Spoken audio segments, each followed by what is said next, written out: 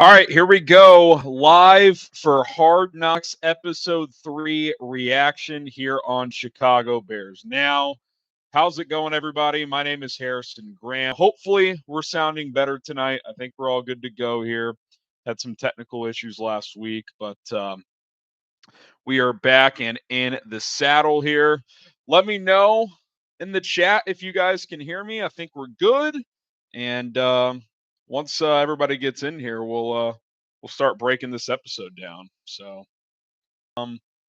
yeah, I thought this was the best episode yet. We got some access to the Matt Judon trade discussion stuff. We'll dive into that. Um, you got to see Caleb Williams overcome some early adversity in that game and bounce back against the Bengals after a couple of 3-and-outs. It was just I enjoyed it. Tyson Bagent, his dad's electric. I thought there was some good stuff in this episode. Thought there was some good stuff in this episode, and I'm glad we're here breaking it all down with you guys. So thanks to everybody for tuning in. Travis says A, Nick says A. Through thick and thin, Bears win. Yeah, that's I think that's the line of the episode. I wrote down a few quotes in my notes here. That was definitely one of them when Caleb Williams broke it down after the game. That was a good one. Also, I like Tyson Bagent. He said, "I'm not some chump in the QB room. I can play at a high level." That was good. Got some joint practice access. Certainly looks like the Bears outplayed the Bengals in that as well. So, yeah, this was good. I thought the first episode was pretty good. I thought last week's was kind of eh. And what killed the momentum of that one was it was obviously super delayed by HBO. They had issues with Max, and then tonight I thought it was a nice bounce back episode. Thought it was good. Like I said, I think it's the best one of the series so far, and got a couple more. What, 5 episodes? I think there's 2 more, so should be good.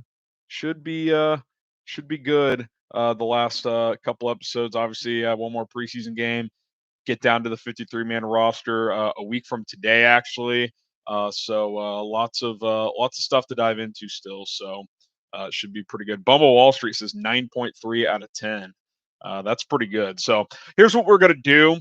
If you have any thoughts, questions, comments, fire away in the chat. If you super chat, we will prioritize those. Make sure to show love to anybody who's able to donate, but we'll interact with as many of you guys as we can.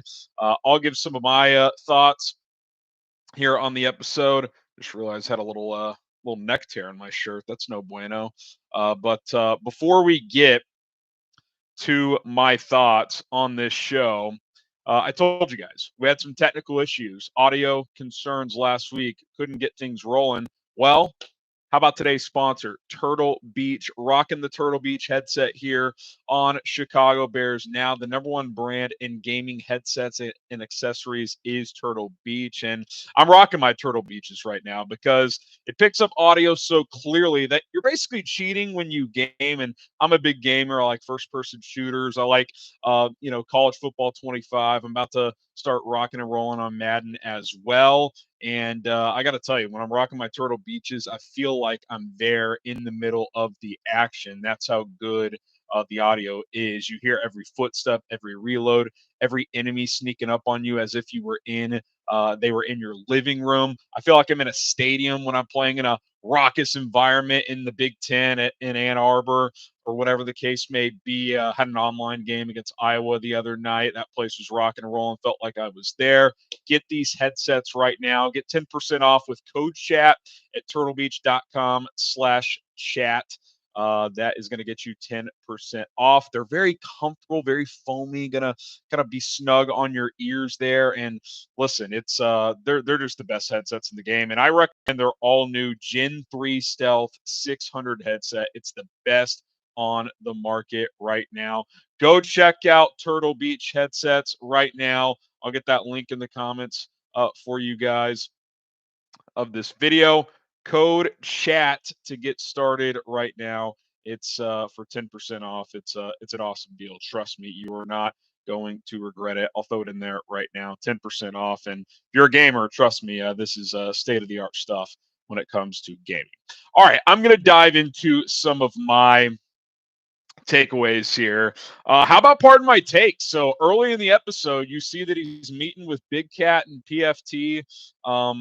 You saw a little snippet of that episode, and which is going to drop tomorrow. Big Cat tweeted about 5 minutes into the episode. I mean, just genius marketing. And how about the hypothetical Big Cat threw out there? He said, Caleb, would you press a button that would guarantee you win 10 Super Bowls if it meant one Bears fan would die? And Big Cat said, hey, I could be the one that dies if it gets us 10 Super Bowls. So Caleb got a good kick out of that. I can't wait to listen to that interview tomorrow. That was pretty good. I thought this quote was pretty interesting. And, I think there's probably a lot of truth to this, and a lot of people around the league would say this, is that practice is harder than the game. And I think what Caleb means by that, it's not from a cocky standpoint. I think it's a couple things. One, he's going up against a damn good defense every day. I think it's pretty clear the Bears defense is going to be very good. But two, practice is all about preparing, making mistakes, learning. So when you get to the game, you're ready to rock and roll, right? You're trying different things in practice. You're figuring out what works, what doesn't work. You're having the game plan installed, all of that stuff. So listen, I think there's truth to what he's saying there. Now, that doesn't mean games are going to be easy. I don't think he's saying that. I think early on in camp, when the defense had the advantage, we were a little bit concerned. But then you see him get into these games, it's like, oh yeah, he's pretty good. Obviously, there's going to be some learning pains, but he's pretty damn good. So I thought this was a strong Caleb episode. I don't know who all saw the garbage that went around social media last week of Caleb Williams taking that photo with Lil Durks. They're like, they're holding hands. What does it mean? Well, first of all, they weren't even holding hands, as we saw tonight. That was not the case whatsoever. That's why I didn't even comment on that, because the discourse around Caleb from the beginning has been ridiculous. But pretty cool to see him hanging out at practice this week. And then obviously you got access to the joint practice too. And we saw, I tweeted this on my page, a Bengals reporter basically said, look, the Bears kind of dominated this practice. And, Hard Knocks kind of outlined that. They picked off Joe Burrow 3 times. They seemed to handle the weather better. Caleb had a strong practice as well. So that's a positive sign, man. The games, these preseason games are what they are. Different teams play different guys. Sure, you'd like to win them all, and the Bears are 3-0 in the preseason, but to kind of beat the Bengals at practice pretty good, I think is telling. And by the way, Cincinnati practiced against the Colts today, I believe. They had a joint practice, and the Bengals, it sounds like, dominated the Colts. So, a week ago, the Bears dominate the Bengals. Bengals go kick the Colts' ass. You play the Colts week 3. Who knows? Does that carry over at all? Does that matter? I'm not sure, but you just get this feeling. And if anybody out there listened to Pole's interview on Hogan Johns, you should go check it out. Pole said it. Look, I love this team. These guys like each other. They're tight. He said he's never been around a group like this. You just feel the energy with this group right now. The defense is playing with intensity. The offense is coming together. It doesn't mean this is a perfect team right now. It doesn't mean they're going to go out there and win 13 games, but I just get the feeling that it could be different with this team. It could be different with this team. Like they might be able to go on a little run here, and that's very exciting to think about. Traquan Jones with the super chat. He said Raiders should trade us Max Crosby for Tyson Bagent. That's funny. I do think Bagent could maybe start in Vegas, but that trade would obviously never happen. I'd love to have Max Crosby, and that's a perfect transition to talk Matt Judon. Matt Judon, who ended up getting traded to the Falcons. It was down to the Bears and Falcons. That was reported last week when the trade went down. Scott Pioli went on NFL Network, and he was in the Bears building when it all went down. And he basically said it came down to contract stuff, that it was not an offer issue. And we found out tonight that was confirmed, that the Bears also offered a 3rd-round pick, but Ryan Poles wanted to secure a contract extension with Judon before completing the trade. And essentially, they couldn't come to terms on a contract, so he went to Atlanta instead. Now, did Judon just not want to commit to an extension and have the flexibility to hit free agency? Did he not like the terms of the extension the Bears tried to put in place? Who knows? But I think that's smart from Poles. Like, hey, don't trade a third round pick for a rental, but also don't offer a crazy contract for a 32-year-old pass rusher coming off a semi significant injury. So, listen, they wanted him. They were interested. He even said afterwards, look, if the guy goes out there and has 20 sacks or something, I'll be kicking myself, but we got to remain flexible. So, he's a very disciplined GM. I think we've seen that. We've read about that. We've heard about that. Now we've seen access to that. Is like he has a line. He's not going to get over ambitious with these type of things, especially with an aging player. Like, yeah, he's interested. Yeah, he knows adding a premium pass rusher could help this team this year. But he also knows that the guy's 32. They clearly like Austin Booker. Him and Ian Cunningham talked about that afterwards. Ian said, look, this would have cost a third for a 32-year-old with 1 year left. We traded a fourth for 4 years of Austin Booker. They clearly feel good about Austin Booker. Now, is he going to come in there and be a day one starter for this team this year? I'm still reluctant to say that, but I think it's pretty clear Austin Booker is going to have a role on this football team, and he's probably ahead of schedule. He's probably already in a place where they feel like he can really, really help this team this year. And that's fun to think about because Austin Booker is a guy they found in the 5th round. And, scouts are saying if he went back to Kansas and had a good year, he could have been a 1st or 2nd round pick next year. So you may have really found a steal in this guy in Austin Booker. So that's really, really exciting. Some other notes from this episode. A lot of Tyson Bagent stuff. He certainly doesn't lack confidence. He certainly is a character. He's talking about his tattoos. But he also wanted to make a point like, hey, like, I don't want to just get pigeonholed into my career as some guy who, basically holds a clipboard, like a coach player, I think is the phrase he used. He said, quote, I'm not some chump in the QB room. I can play at a high level. Now, he understands he's the backup, but he said, look, I have goals too. I have goals I'm trying to reach in this league, and of course he does. And I wouldn't bet against the kid. He was a Division II player that went undrafted, made the team last year as a backup, beating out 2 veterans in PJ Walker and Nathan Peterman, and he's only gotten better. Really good game last week. His dad was going crazy in the stands. His dad is an electric factory, by the way. Arm wrestling champ, which we heard about all that last year in the pre-draft process and everything. But it was fun to see more access of Travis Bagent, Tyson's dad. But it seems like he's just a vibes guy. Did a video earlier today about Tyson Bagent on the channel. Go check it out. The Bears really found a steal in this kid. I mean, he costs nothing, and he's a quality backup. And they even said it in the episode tonight. Like, it's hard to find guys like this that are good players that can hold it down. Matt Ryan, who was Ryan Poles' college teammate, he was in the building and said, listen, this kid's gotten a lot better, and that's value for you guys. And I completely agree. He looks like an improved player. He looks bigger too. Like, you could tell he's added some muscle. So Bagent is he's a quality resource to have on this football team. No question about it.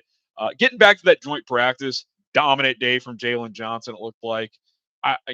Last year Jalen had easily the best year of his career, but I think there's another level here. I think there's a real chance that 4 months from now, we're talking about Jalen Johnson, the best corner in the National Football League, which is kind of crazy to say, but I do think he's that good. Couple more thoughts on Hard Knocks in just a second. Want to tell you a little bit more about our sponsor, Turtle Beach, the #1 brand in gaming headsets and accessories. We were having some audio concerns last week. Luckily, got the Turtle Beaches rocking tonight. We are back and better than ever from our at-home studio.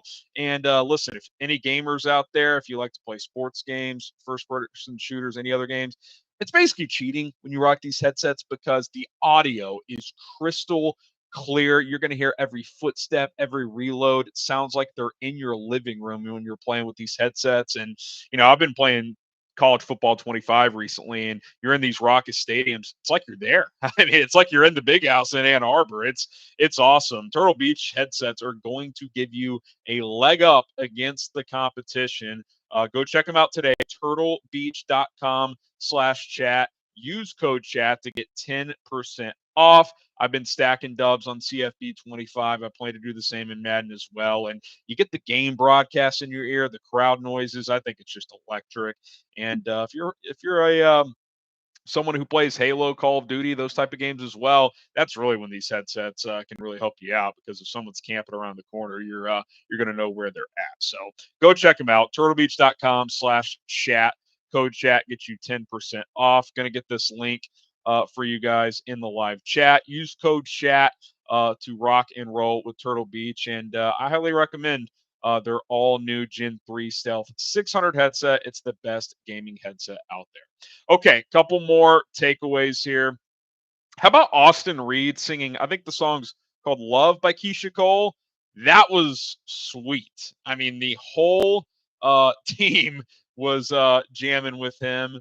And, he kept a decent no. I'm not going to confuse the kid for Beyonce or anything, but, he was rocking and rolling. The cheeks were getting a little rosy. So, he got some of that secondhand embarrassment and firsthand embarrassment.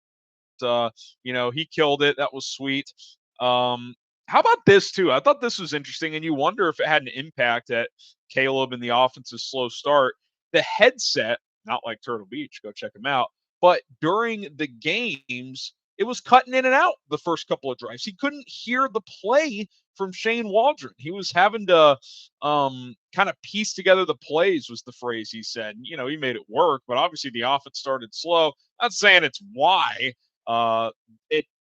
It was looking a little choppy early, but the audio was choppy, and he's obviously getting fed these plays like this for the first time ever. In college, they were looking at silly not postcards, posters over on the sideline to get the play signals in. So, hopefully there's no issues during the regular season, but maybe the NFL needs to partner up with Turtle Beach. I would certainly recommend it. And I thought there were just a couple of fun moments. R.I.P. Crash, Velus Jones talking about his ferret passing away, and we saw a little behind the scenes access to him and Michael Pittman, who the Bears will face in Week 3 with the Colts. How they got that ferret, he said it was a sketchy. What's that website where you pick up stuff? Gosh, now I'm blanking on it. Where you can Craigslist, sketchy Craigslist deal where they found one, but he passed away. So R.I.P. Crash. But yeah, man, I know we're kind of rambling here, but I just thought with the Judon access, I'm a little surprised the Bears granted that, to be honest, because they do have final say on the kind of editorial stuff when these episodes come out. But I felt like more was revealed in this episode. There was a brief moment where we saw a little access to Kevin Warren and his stadium team, a couple of minutes there. So they're still working on that. We saw the rendering. So we'll see where that all goes. Obviously, Warren says he wants a stadium on the lakefront, but there's political issues there. Is that going to happen? Is it not? Who actually knows? But at the end of the day, we'll have to wait and see how that all plays out.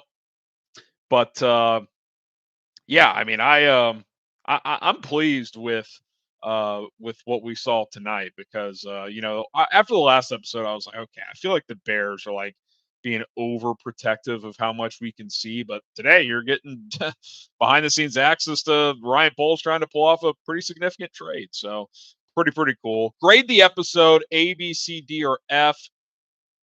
How do you guys think it was? I'll get some shout outs here, and we'll get some shout outs going. A, B, C, D, or F. See super chat coming in here. If you guys super chat, we will get you guys questions answered. Shout out to Bears Goated. He says, going to the Cubs game during week 1. Also, how do you feel about trading for O-line at the deadline? I mean, I'm not opposed.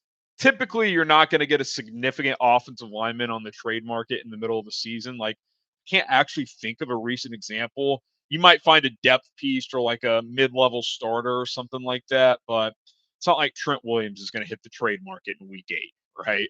We'll see how the O-line's playing, right?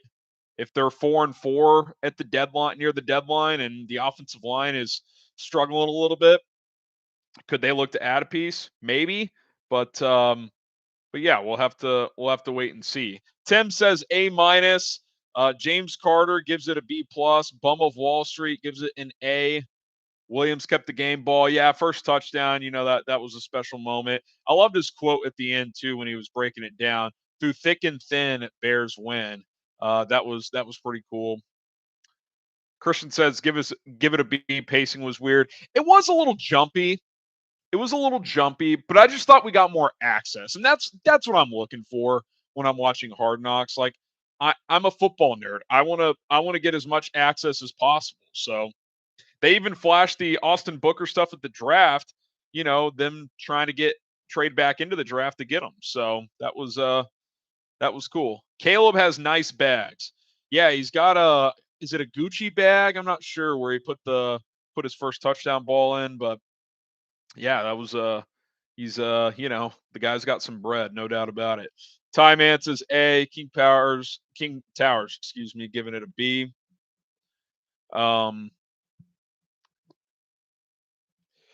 What else we got here? Scott says I'm so ready for football. Ricky, you get an A as well. Yeah, Christian, I can't imagine how tricky it is to edit these episodes, number one. And then number two, you have to work with the team in terms of what they're letting you show. Now, I'm not saying the Bears have full 100% control of what exactly gets shown, but at the same time, they're not going to, if there's something they they clearly don't want shown, like they can get it taken out. So there's a lot that goes into it. I will say today there were some fights at training camp. I hope we'll see that next week, and I hope there's some good mic audio because that'd be fun for next week's episode. JJ says Caleb smooth criminal. That's good stuff. Mark, anyone think Hard Knocks has been a distraction? I don't think so. They're 3-0 in the preseason, kicking people's ass. I don't think so. King Tower, I need a lot of Tyler Scott reps on Thursday. Yeah, I guess we could talk about that next too. I dropped an episode a few hours ago, but Flus said Caleb and the majority of healthy starters are not going to play in Thursday's finale. I'm fine with it. I would have liked a drive or two from Caleb, but I also get not wanting to play like Keenan and some of the other vets. So, what I don't want is for them to do what the 49ers did the other day. And I don't know if you guys saw this. Talked about this on 4Verts, my other YouTube channel at Chat Sports. Go check it out. The 49ers thought it was a good idea to play Brock Purdy with basically no other starters. I think two starting offensive linemen played, two or three, and no George Kittle, no Trent Williams, no Brandon Ayuk, no Deebo Samuel, no Christian McCaffrey. One or two other offensive linemen are out. No Kyle Juszczyk. Why would you do that? So what I don't want the Bears to do, even if it is with a rookie QB that needs reps, is, hey, we're going to sit Keenan, Cole, Darnell Wright, DJ Moore, but Caleb and Rome, you guys can go play. I don't know. Is there value in that? I'm not sure there actually is. Yeah, Ricky, the whole Keenan Allen is slow and out of shape thing, I just never fed into that. He has not played in the preseason since 2018. He's been having great practices. I'm not going to overreact or even react at all to him in his 13 preseason snaps. I do not care. I do not care. He is a proven player for over a decade. He's had two great practices in a row, had a touchdown in the joint practice. Keenan Allen is going to be fine. Keenan's going to be good. He's had a strong week here. So, he's working up to week one, and we still got 3 weeks or so. And by the way, he's never been a burner. People are like, he's slow. Yeah, he's not that fast. He never has been. He's like a 4.6 40 guy. He's a route running technician that has excellent footwork. That's his game. And he plays with physicality. So, it's just not even a concern. Christian says, I'm happy they showed the Caleb Jerome Miss Tutty. That was sick. Yeah, dude. I mean, learning opportunity for Rome. Got to know where he's at in the end zone. I mean, Caleb on the bootleg. I mean, the defensive end actually is keeping good contain, puts his foot in the ground, stops, bounces back right, and as he's jumping out of bounds, throws an absolute piss missile. Which, by the way, you see Chris Sims, a couple other people tweeting piss missile. Hey, you heard it here first. Into the corner, back pylon to Rome. His heels were just out of bounds. I mean, Caleb Williams has just crazy talent, man. He just does. He just does. Doesn't mean he's a finished product. Doesn't mean he's going to be a superstar, but he's got the game to be one, and he's got the moxie to be one. Um, he talked about how he doesn't get nervous during games. It's all about being prepared, being ready for the moment. And you believe him. You don't. It doesn't feel like he's putting up a front when he says that type of stuff. It's like, no, I've been in the spotlight for a long time. I've played at a high level in front of big crowds at a long time. I prepare better than anybody. I'm not nervous. I'm ready to go. So, it's exciting. It's exciting. Trish, have you talked about Kyler Gordon? I have not, which is probably a mistake on my part. Kyler Gordon, guys, whew, he's had a hell of a week. He dominated in the snaps he played against Cincinnati. He had a great practice yesterday with 2 interceptions, one on a tip drill and another that would have been a pick six in a red zone drill. Kyler Gordon, I mean, is it crazy to say he could have a Pro Bowl All-Pro season? I mean, he does everything as a nickel. He's excellent in coverage. He can blitz. He's a hard hitter. He's fast. I mean, he's the complete package. And you see the growth and development. He's a classic textbook. Let's bring in a very athletic profile guy at a position where he has skills that we need to refine a little bit. And let's turn this guy into a hell of a player. First year, he struggled most of the years. Teams went after him. He was learning to play nickel more. He played outside corner more in college. He was learning nickel. And the final month of his rookie year, played better, got some takeaways. Year 2, broke his hand in that first game, so he missed about a month, but then had a pretty good year. Wasn't great, but pretty good year. And then this year, you just get the feeling like it's year 3. Coaches always say things click in year 3 for a lot of players. You feel like this guy could be one of the best slot corners in the NFL. And you think about what that could mean for this defense. You already have a lockdown CB1 in Jalen Johnson, a good outside CB2 in Tyreek Stevenson, who is going up against studs every day in practice. Keenan Allen kind of worked him yesterday, but a player kind of like Gordon in his rookie year, but in this case, the second half of Tyreek's rookie year, I thought he was excellent. He's only going to get better. Terrell Smith, who might be the best CB4 in football, had a pick last week. And now Kyler Gordon in the nickel, who's the kid's just a stud, man. He flies around, he hits, he's a willing tackler, he covers. They bring him on blitzes. I mean, he about killed Logan Woodside. And by the way, we saw that clip again tonight, and I don't blame him for just lighting the hell out of Woodside. I don't know how he held onto that ball. Logan Woodside, who's been around, by the way, for like 5 years, I think Kyler Gordon could have walked up to him, grabbed the football, and ran into the end zone. Like, that wasn't even Woodside's blind side. That was his front side. How did he not see him? That was amazing. I mean, it's just kind of like, well, that's why he's been a third string practice squad guy, because he can't see the front side nickel blitz. But yeah, Kyler Gordon's he's a stud, man. He's a flus guy. I mean, hits principle to a T. Kyler Gordon. What else we got here? You guys got any questions? Why is Hard Knocks not talking about the DeAndre Swift edition? They can't talk about everything. Swift hasn't really played in these preseason games. I think he played like one drive in the second game, but didn't play last week. I'm not that concerned about it. Oh, they highlighted Torrey Taylor a little bit more this game. He's a weapon, man. He's a weapon. Seems like a really likable guy coming over from. How about he's talking about his journey to the NFL, and he's like, "Yeah, I was just working like little random jobs. Didn't really like it what I was doing, so I was like, I'll kind of try this transition to American football." And 2 months later, Iowa offers him a scholarship. He's a stud there. How about that clip from practice where Bajent is talking to Mercedes Lewis, and he's like, "Yeah, dude, they talked about this guy like he was the best player at Iowa." And then Cole Kmet saying, "I can't believe punters don't make more. I mean, these guys are weapons, and it's true, man. When you get backed up, and look, Trenton Gill seemed like a great guy, just did not have a good year last year. Near the bottom in all punting categories. Torrey Taylor is going to be a weapon. He can launch it. Ryan Poles made the Scotty Scheffler reference that many out there have been making. A shout out Adam Hogue, CHGO. He's a high school special teams coordinator. He's made that reference before. How he can just get the lob wedge out and punt the ball wherever he wants to inside the 10. It's, you saw the practice clips. It's kicking out of bounds at the 2-yard line. By the way, he had some really good holds in the last preseason game. That's an underrated part of being a punter in the NFL. Part of the punter's responsibility on the 53-man roster is he is also the holder. Used to be the backup quarterback, but most teams don't do that anymore. They have the punter do it.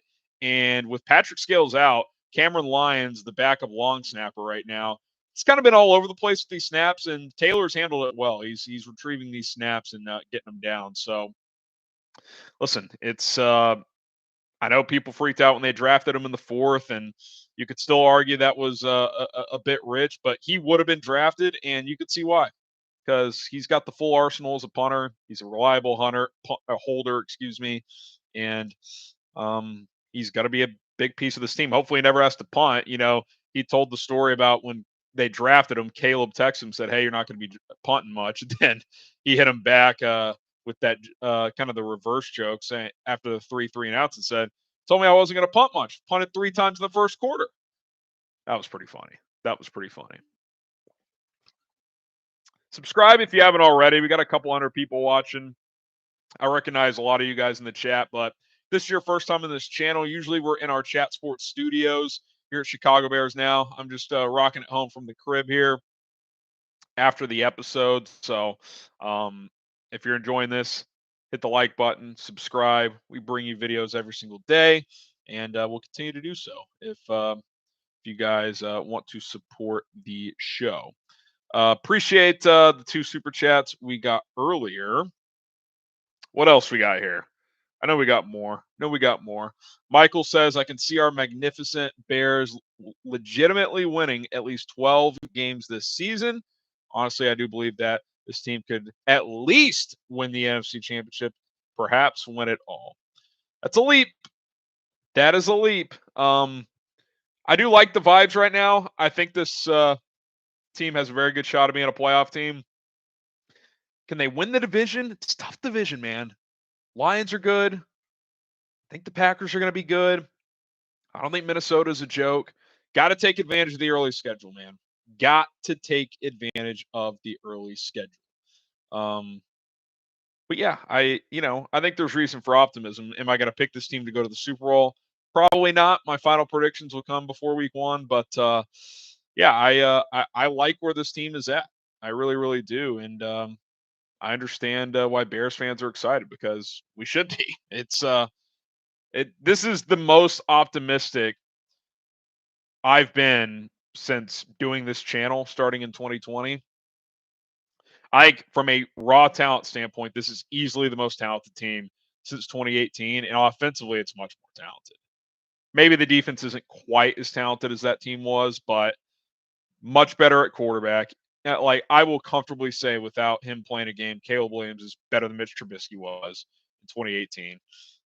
You've got at least 2 receivers better than the Bears' top 3. Obviously, Allen Robinson was good, but you got DJ Moore, Keenan Allen, and Rome Odunze.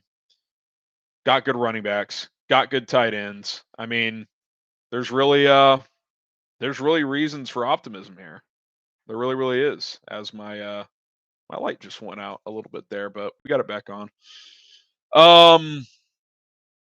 Vikings are hot garbage. They're still solid, Benjamin. Like, I get it. I'm not a big Sam Darnold guy, but QB-friendly coach and Kevin O'Connell. Justin Jefferson's good. Jordan Addison is good. They got Aaron Jones. O-line is solid with an elite left tackle and Christian Darrisaw. Well-coached defense with Brian Flores, who was under fire this week from Tua Tagovailoa. But if that's the worst team in the division, I mean, it's not like it's Carolina. It's, this division's tough, man. This division is tough. Chris Foster says bad character. Who are you talking about? I don't know what you're talking about. Oliver, if we do go to the playoffs, I better not see another double doink. Hopefully, Cairo Santos is a little more reliable. A little more reliable. Trey says, Harrison, let's talk about Caleb. This dude has the potential to be great, not good. Great. I agree. The question is, can he do it, and can the Bears develop him right? And they are doing a good job so far. I think you kind of covered it. I think so far so good. Haven't seen real games play yet, but I think Shane Waldron's an upgrade. He and Kerry Joseph seem to get along, the quarterback's coach. So, Caleb has everything you want. He's good enough in terms of his size. He's a premier athlete, very strong arm, great pocket awareness, knows when to step up in the pocket, knows when to bail. He can make all the throws, super quick release, those with touch, those with velocity. I mean, he's got it all. He's got the mental capacity to handle playing quarterback in the NFL. Now it's just about going out there and doing it. It's really just that simple. So, it would really go a long way if they beat Tennessee week 1 fairly handily. Like, go beat them by 10 points, 27-17. Let's handle Tennessee. That's a game the Bears should win at home to kick things off. And then go let it rip in Houston week 2. If you're 1-0 going down to Houston for Sunday Night Football week 2, you basically got nothing to lose. I mean, the Texans, they're going to be really good. Like, they're going to be really good. So that's an opportunity to just get after it and go play some ball. So yeah, week 1's big, man. Christian says, HG, did you see the Flores presser responding to Tua's comments? He didn't even apologize. I did see a couple quotes. He said, one of the quotes was, he admitted that, like, he was like, I'm human, that I felt that, hopefully it's something I can learn from. And I think he acknowledged that he probably didn't realize how harsh Tua took his coaching. I don't think he's going to flat out just admit that he made a bunch of mistakes, but I do think he felt it. It certainly seemed that way. Peggy, the kid, Caleb needs to sit here, putting too much on him. Watch. They're not sitting Caleb. They don't need to sit Caleb. He's going to be fine. He's going to be fine. Johnny, imagine if Poles would have taken Bryce Young instead of the trade. That was never going to happen. He was never drafting Bryce Young. Luckily, too. Benjamin, like Flores, but Darnold is a Panther reject. Yeah, but so was Baker Mayfield, and he was good for Tampa last year. I'm not saying Darnold's going to have a Baker resurgence, but he's never been in a better situation. Offensive head coach who is also the play caller and a good one. Multiple good weapons offensively. It's not like he's in a bad situation. Like, if Darnold's going to work, this is it. This is kind of his last chance. Has Booker been playing against first stringers? Well, the Bengals didn't play starters, but against the Bills, he rotated in some against the starters. He's been rotating in. Mark says, got to go to bed. Much love from West Virginia. Shout out to you, Mark. Thanks for tuning in. We'll hang out a few more minutes if anybody wants to fire away. You got any questions? We'll answer some more. If you got any super chats, we'll get those answered as well. Reaper says Booker's emerging. I don't think we need another big time edge. Look, whether the Bears need one or not, they're at least interested. They pursued Matt Judon. That was confirmed tonight. They offered a third. They wanted to secure an extension, couldn't get it done. Poles drew a line in the sand, and that's what smart GMs do. You can't force the issue, man. You can't force the issue. I hope you're wrong too, Peggy. Hope you're wrong too. Colbert says San Francisco is his best situation, but he was signed as the backup. Who are you talking about there? Who's the backup? We need to spend the cap we have. Yeah, Bears got what, 21, 22 million? Oh, Darnold. Yeah, I see. Yeah. Like, I meant, like, to have a chance to rebuild himself as a proven starter. Minnesota's about as good as you're going to do based on what was available this offseason. Like, I'd much rather be him in Minnesota than Gardner Minshew in Vegas or Jacoby Brissett in New England. Like, from a coaching and weapons standpoint, the Vikings was about as good as it was going to be for a team looking to add a bridge starter. Seems like Poles is going to continue to try and add another starting D lineman. Yeah, we'll see. I mean, I don't know who's out there at this point. Is Hassan Reddick gettable? I don't know if he is. Um, I think Ngakoue would sign back here, but I don't know if he's a starter at this point. I could see them adding him to the mix after cutdown day. I think they'll get through this last preseason game on Thursday, go to roster cutdown day, and kind of go from there. I think they'll kind of feel out which guys get cut around the league, what's the waiver wire looking like, and then kind of adjust from there. Christian says Jonathan Allen. I would love him. I doubt Washington trades him, but I would love him. Odds of Austin Reed overtaking Rip for QB3. Basically zero. I'd like to keep Austin Reed on the practice squad. Guys seem to like him. Um, he's an accurate quarterback. He's got very limited physical attributes, but I think he's the type of guy who could help in the QB room. You keep ripping either on the 53 or both him and Reed on the practice squad. I think there's value. I think there's value. How do you feel about Eberflus? Hard Knocks showing how vocal he seems. Look, I think number one is the players respect him. I think. I think for the most part, Hard Knocks has aged well for Eberflus. I think early on, they kind of forced it a little bit, but I think Hard Knocks has painted him in a mostly good light. Look, his resume easily could have led to him being fired after 2 years. 10-24 as a starter, including a 14-game losing streak at one point. But Ryan Poles stuck by him, and he swore by his leadership and swore that the guys liked him. And I think you've seen that. Doesn't mean he's going to be a great head coach. Doesn't mean it's going to work out. But you can, now that you're getting this access, you can see why they wanted to keep him around. They feel like he's coming into his own as a leader and as a head coach. Now, I think at times it's still clunky when he talks. I think he's got a lot to prove. But, I think they felt like things finished well enough last year where they wanted to run it back, and it'll either pay off or it won't. This is a big year for him. There's no doubt.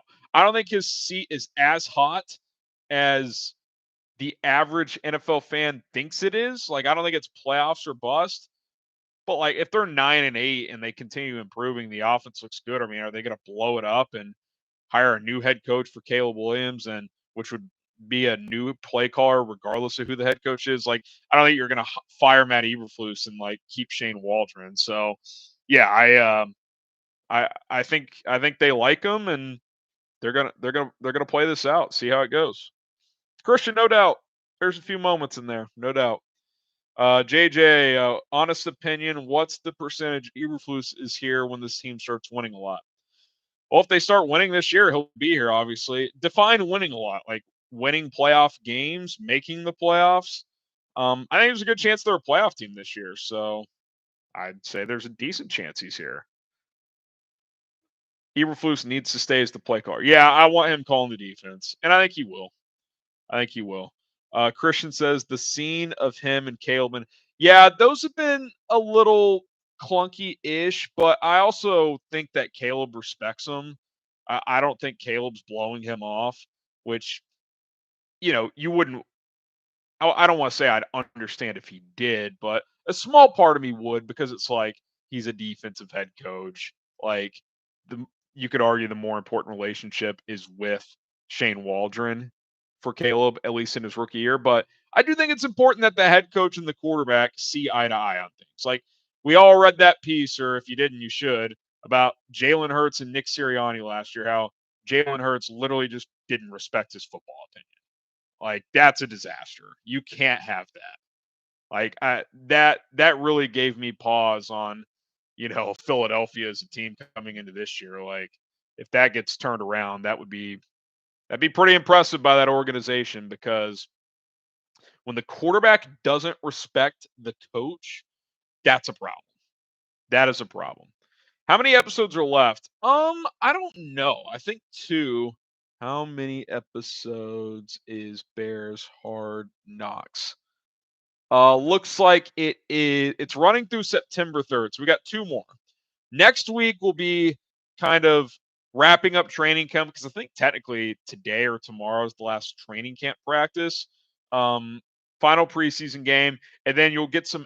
I think you'll see some inside access to like early thoughts on who they might as they try to trim down this roster. And then the final episode is going to be once they've cut down the roster, and then probably early preparations for week one. So it's we're 3/5 of the way home. 2 more episodes, and then we're here. Google says 2, Christian. Google says 2. So 2 more episodes. What do you think Caleb's stats will be after watching his preseason debut? Like for the season, Dems, or for week one? Um, I think I think throwing for high 3,000s is very on the table. I wouldn't rule out 4,000 yards. I think this passing game's going to be pretty good. I think it's going to be pretty good. I think Waldron's going to air it out. So yeah, I mean, I think high 3,000s plus is on the table. I think, by the way, Prize Picks, shout out to Prize Picks. Go check them out. PrizePicks.com/CLNS, code CLNS. Little sponsor plug there to get started. Um, I think that their more or less number for Caleb passing yards is like 3,400 still. I mean, I'm hammering the over. Obviously, if he gets hurt or something, but I think he's at least in the mid 3,000s. I think 3,500 plus is more than on the table. Like if he throws for 3,100 yards over 17 games, that would surprise me. Like I think the passing game will take a big step forward this year. Big step forward as this shirt has taken a big step backward. Did we ever get stats for the Madden Sims? We've moved on from Madden. It was fun, got us through the slow part of the off season, but I think Caleb threw for I think it was like remember 5-minute quarters, but I think he threw for mid high 3,000s. If Peyton threw a what does this say? There's something in the way here. Hang on. If Caleb threw a lot of picks his rookie year, so will Caleb, guys. Why? Just because one guy did it doesn't mean someone else will. CJ Stroud only threw 5 picks last year. Everyone's different. He could throw for a lot, could throw for a little. His game in college was not heavy interception prone. Now, if I had to say, will Caleb Williams reach double digit picks or not? I'd probably say yes. I think 10, 10 to 13 is on the table. But I also think he'll throw a lot of touchdowns. I think he'll throw for mid 20s in touchdowns and, you know, 10 to 13 picks. If you threw for 25 touchdowns and 12 picks, I'm in. I'll absolutely take that. I just hope the O line holds up. Don't we all? Don't we all? Trey Talk says if we beat Green Bay, that definitely means this season's going to be fun. We always get swept by the Packers. Caleb has to change it. It's time. I'm tired of losing to the effing Packers. I hear you, man. Patrick, I thought it was the best episode yet. Thought it was really good. What is one guy that has impressed you a lot this preseason? I would say Blackwell. He's been good. He might end up being the team's punt returner, which is pretty interesting. He's a good backup nickel. He can play on special teams. So, yeah, I think Blackwell. I think he's on this team. Early on in camp, I was like, is Reddy Stewart going to push him out of a spot? But I don't think that's the case. I think he's going to make it. I think Jalen Jones is on this team. Greg Stroman's had a good camp. Does he make it as well? I'll be curious to see how many corners they keep because they got some good ones. I would say Baskerville. Yeah, Micah Baskerville. He's making a push too. He's making a push too. Ricky says Caleb seems real calm and chill under pressure. Yeah, he doesn't seem phased by stuff, guys. Doesn't seem phased by stuff. Colin Johnson, I've always been a fan of. Yeah, let me see. I can't remember if I saw if Colin Johnson practiced today or not. I'm not sure if he did. Let's see.